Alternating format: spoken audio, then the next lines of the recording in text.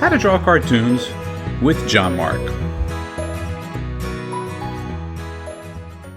Hey, it's John-Marc and welcome to my series on teaching you how to draw cartoons. Well, the first thing I'm going to do is just going to create a basic shape like I share from time to time on my video, and I have a crosshair. I'm currently using like a 6-point lead, as they would say on the computer, to make it very, very fine, and I'm just roughing out the outline of where the eyes and nose and currently right where the mouth is. So as you can see here, this would be considered like a speed sketch. This is nothing more than like if I'm doing storyboards or layout designs or a conceptual idea for a client. I'll work pretty quick like that just to get the thought process out. So I'm not worried about the details or proportional anything right now. It's more just to get the detailed stuff out so that the client, or in this case a little character design for a little laughter, you guys can see. So it wouldn't take me an hour, but cleaning up, if I want to make this really good in ink, could take such a time to doing something like that. But this was just a quick little rendering, so you can do it at home at your pace. But at the same time, I would challenge you, don't take your time. Go really quick. Let me see those quick lines. As you can see here, I'm building that little hat back right now and sweeping around, quickly moving. It's just to get the fundamental shapes across. That's all this is.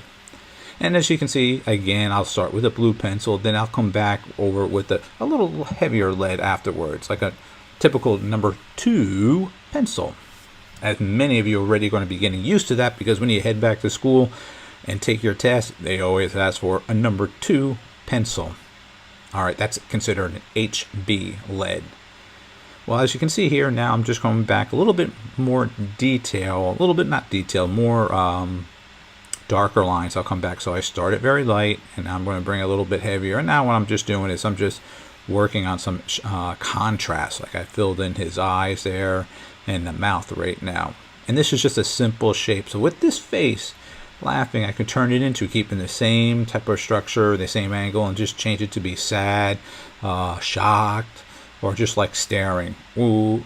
Anyways. So when you're creating a character, those crosshairs are really essential to know where the eyes, nose, and mouth, and in some cases ears, like this guy doesn't have any.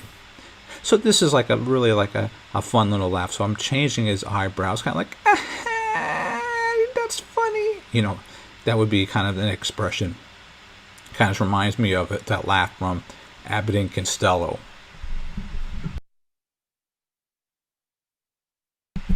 Yeah, I enjoy that TV series when I was growing up. It's a black and white one. It's a very old one. All right. So that looking good right now. A little bit more detail on his arm. Let's just put a sleeve on there and put like a little metal around his neck there. And I think I'm about ready to start on with the traditional black lead.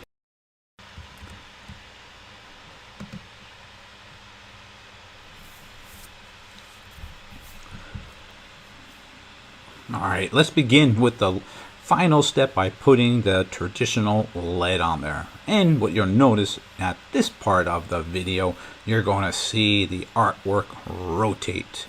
That's right, my traditional animation skills brought back into this level. But not only that, I like to change the paper that makes my arm and my action of my drawing of my pencil the most comfortable and fluent line that I can possibly make, in which I rotate the paper so I can get the angle a lot easier with my hand. So what you see me doing right now is I'm just slowly going over on the layers, and I might refine the shape and change it or even add things into it when I'm finished with this. I don't know. You'll just have to stay tuned and watch and see if I change any shape or add anything in there.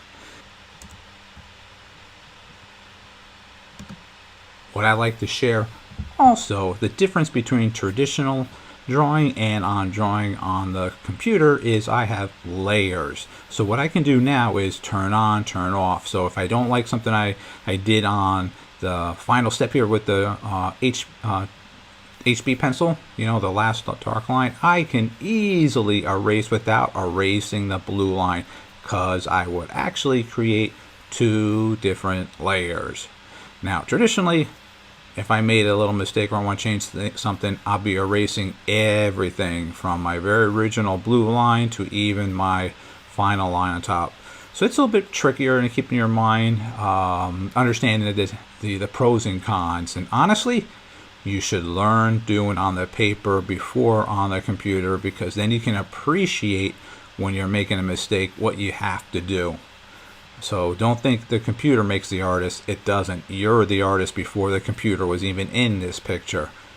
Alright, as I would say, make sure when you are finished with all this stuff that you save, so you can see your progress as an artist. And even date it so you even know when you did it. You'll be surprised when you did a picture. It was a year old and you're like, wow, that felt just like yesterday.